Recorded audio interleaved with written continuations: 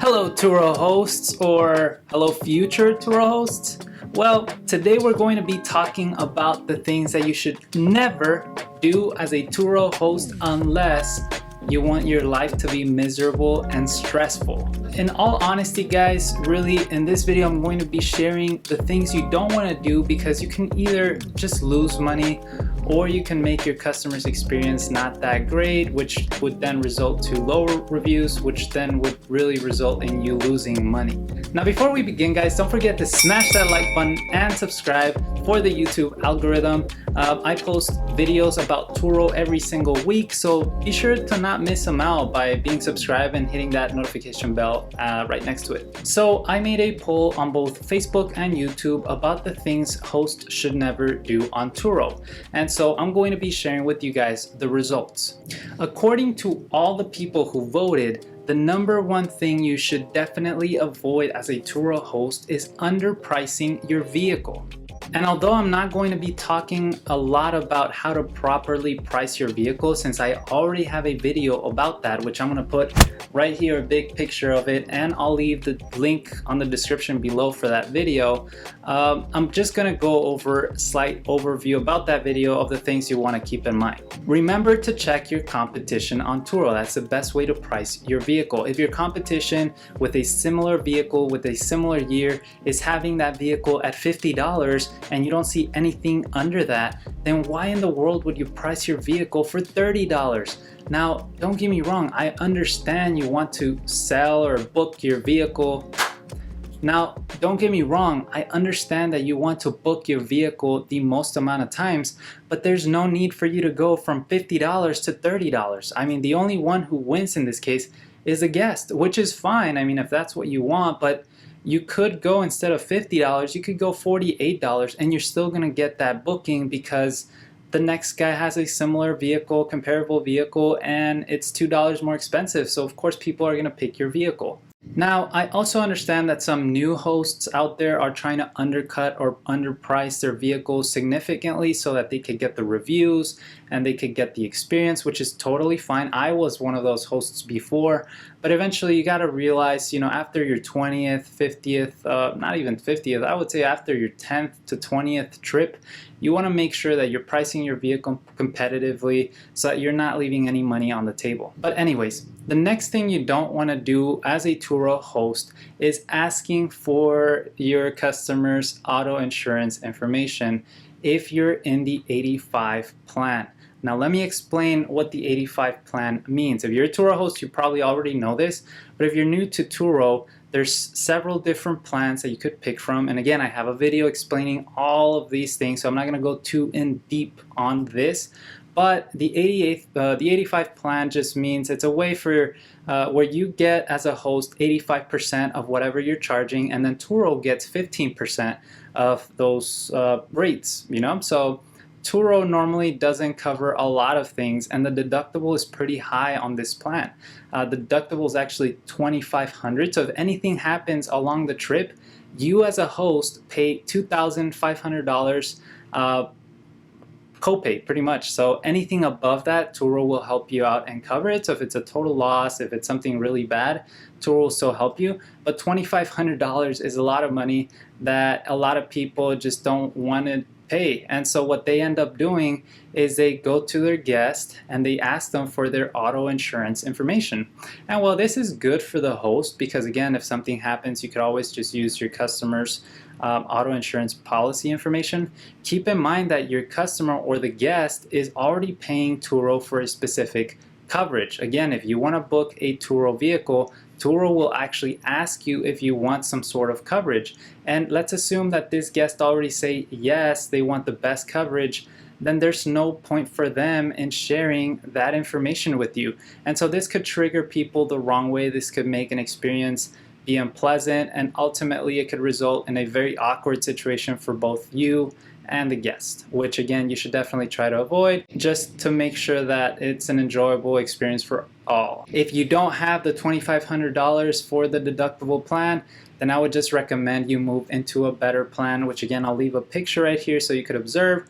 There's plans that you have a zero deductible, just TURO takes a big cut, but again it's just options that you could kind of consider. Now, this next one really frustrates me when I hear other hosts talking about this, and it's about you texting or calling your guest when they're speeding or when they're harsh braking on your vehicle. Now, I personally am a big fan of trackers and I encourage them at all time. However, I do not encourage for you to be reaching out to guests or people when they have your car and telling them, hey, you're speeding too much, you need to cut it out. Because that's just, one, they're going to be asking, are you spying on me? That's kind of creepy, and it kind of really makes the experience of the guest go to the floor. So probably the review is not going to be as good, and the experience that the guest had really is not going to be as fun, which is going to reduce the amount of return customers you're going to get.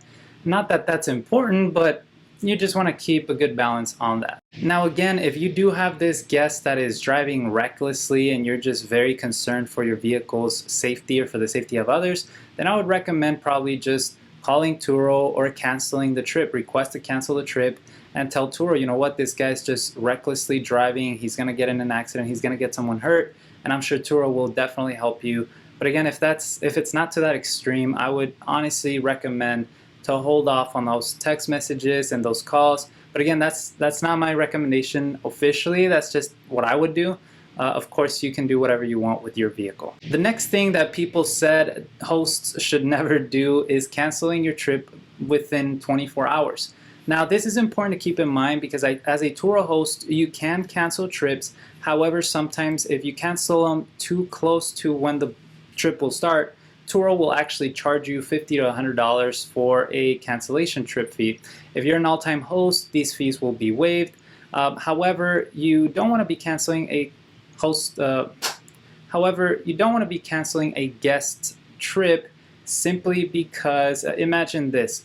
You already have your hotel, you're the person taking a vacation, you already have your hotel, you got the car, and you're arriving to your destination and you get a notification that the car rental has been canceled. Now you have to go through Avis, Hertz, or some other host on TURO. The rate is probably going to be way more expensive than what you had gotten, and probably it's not going to be the vehicle that you wanted in the first place. So that really just destroys the whole experience for that guest. The type of feeling that they're going to have towards TURO is going to be really bad, and again, TURO just doesn't like that. And we as hosts should really try to have and make our guests have a good experience, because at the end of the day, we are making money in this platform, so we want this platform to be successful. Now, there are times where the unexpected happens. If your vehicle is unsafe to drive, I personally had to cancel a trip not too long ago within 24 hours because the windshield broke and I didn't want to just hand over my vehicle with a broken windshield.